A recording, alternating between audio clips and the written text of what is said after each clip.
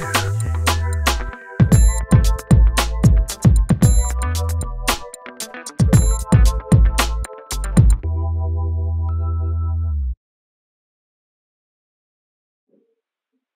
right, thank you. I want to welcome everyone to the first and hopefully in many of a series of webinars doing business in the 21st century.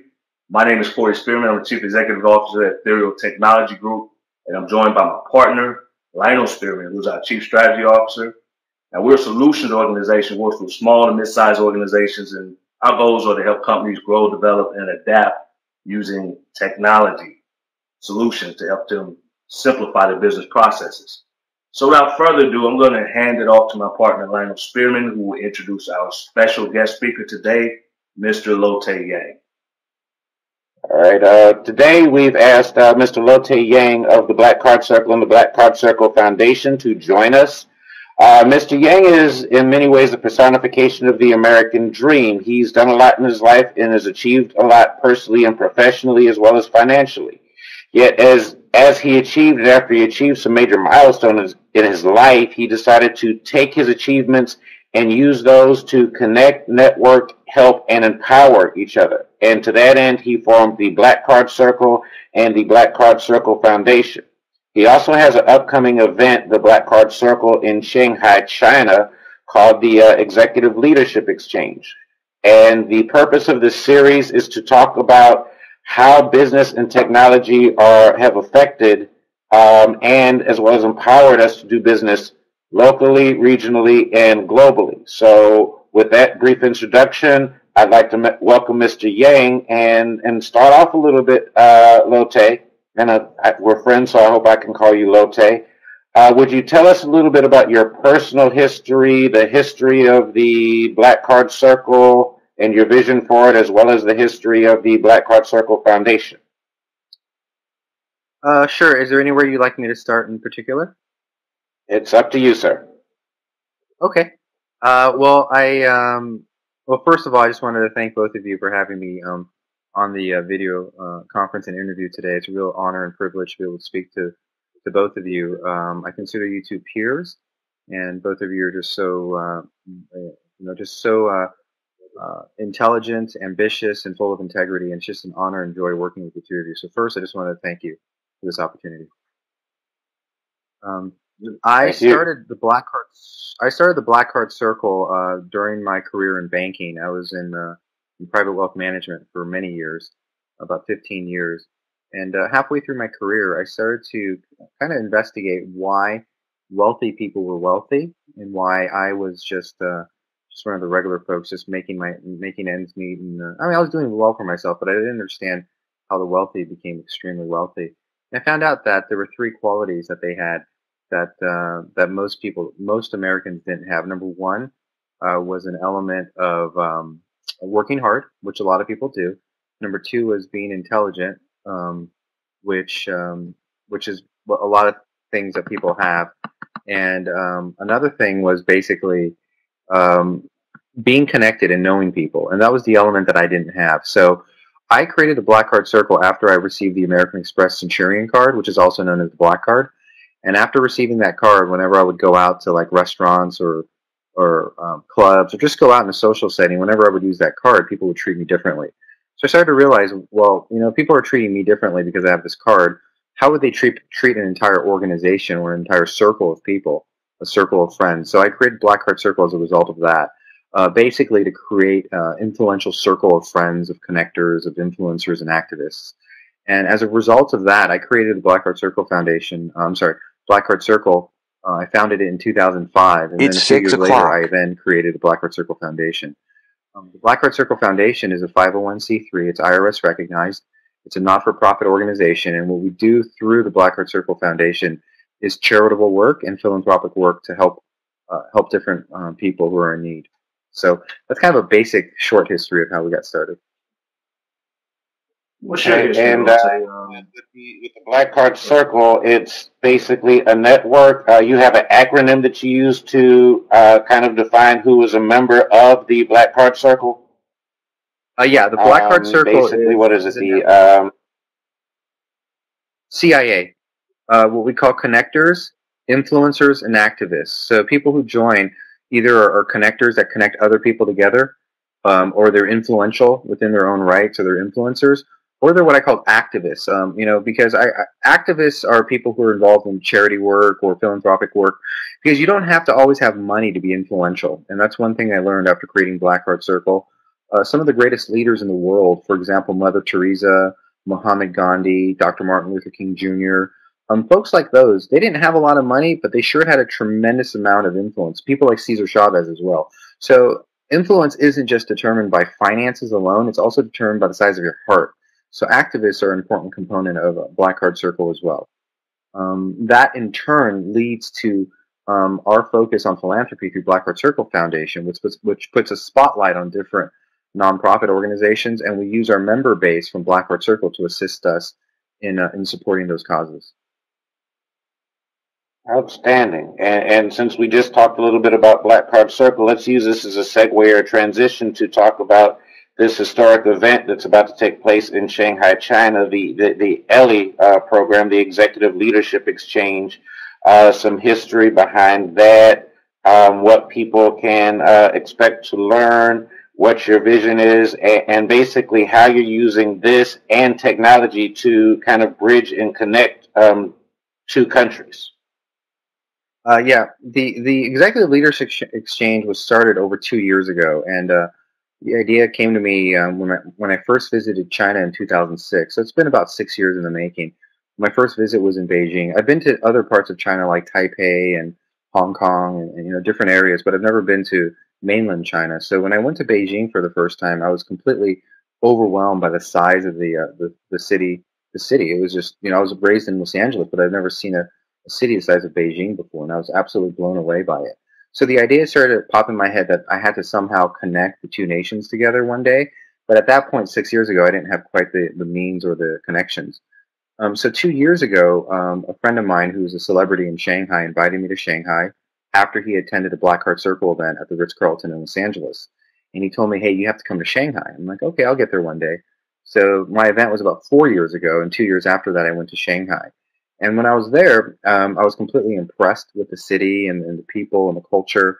And I started making different connections and contact points. And after 2 years of traveling back and forth between LA and Shanghai, about 12 times, about a dozen times, I was able to create this connection with the central government of China at the highest levels.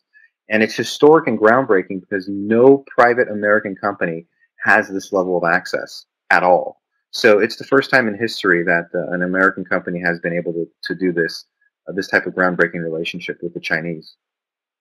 That's outstanding. And kind of speaking of that, you said that you had a friend that attended a Black Card Circle event that you did, and that led to this. So that's a good segue into how technology necessarily and social media has allowed you to take the Black Card Circle and turn it into literally a global brand, because both Black Card Circle and the Black Card Circle Foundation, and many may not know this, that there are global organizations, not just U.S.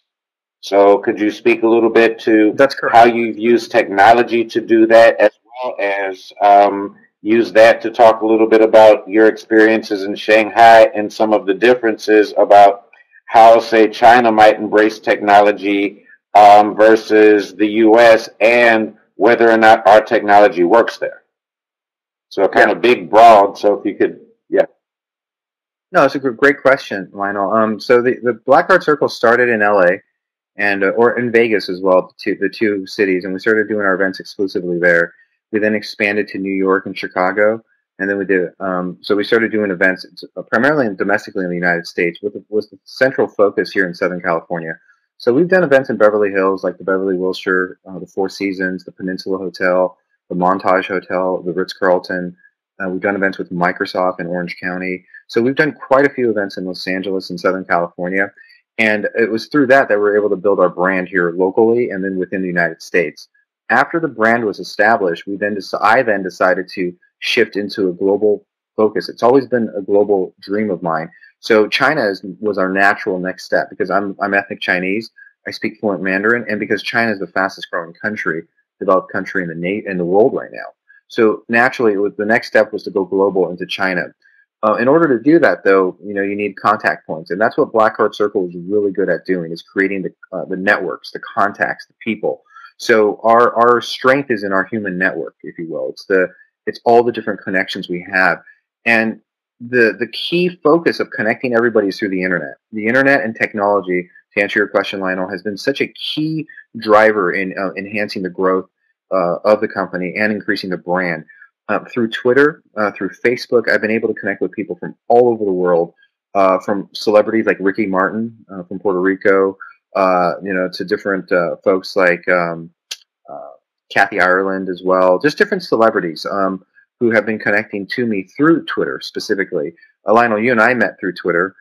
Cisco Systems, one of the biggest technology companies, found me through Twitter and did a video interview of me because of Twitter. So Twitter has been very powerful in the outreach to different people around the world. So whenever I travel, for example, anywhere I go, whether it be Southeast Asia or Florida or Miami or New York, if I tweet about it, I have people who want to meet me in those cities. So it's been great for me to connect with different people, even in Spain when I went to Barcelona.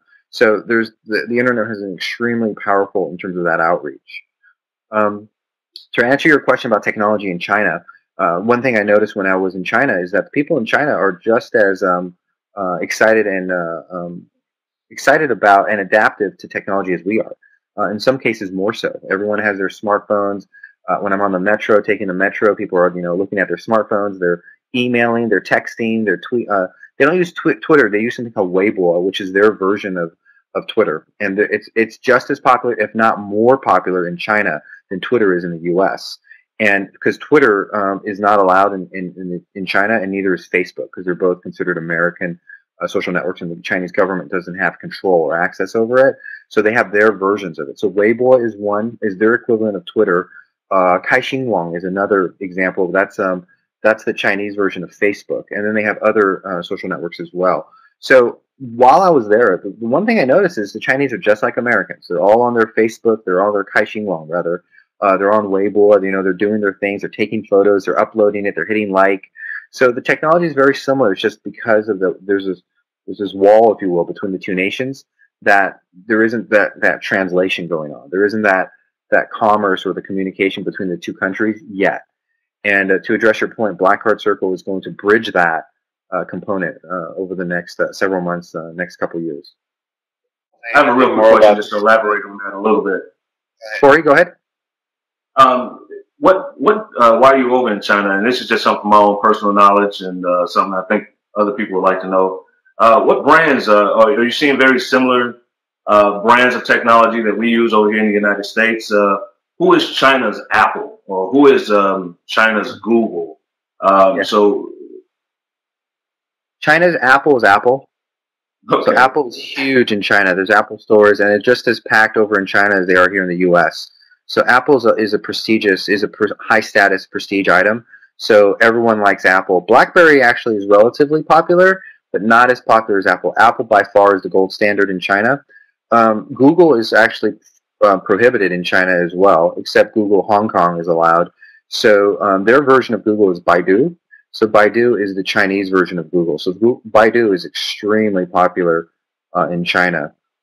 In terms of brands, just general brands too, just to address what people may wonder when they go to China is, especially Shanghai, it's very modern. So there's a McDonald's on just about, I won't say every corner, but there's McDonald's, there's Starbucks, there's KFC. These are some of the American brands that went into China about 10, 15 years ago when it was still relatively new, 15, even 20 years ago. So KFC has a strong foothold in China. McDonald's has a very strong foothold. Starbucks has a very strong foothold. Those three brands are really powerful in China. And that's why if you look at their stocks, if you look at the KFC stock, if you look at Starbucks and McDonald's, the stock has just continued to skyrocket over the last year because all their business, not all, but the majority of their money is coming straight from China now. So those brands were smart to get in there. But those are some of the bigger brands, and technology. Definitely Apple is huge in China.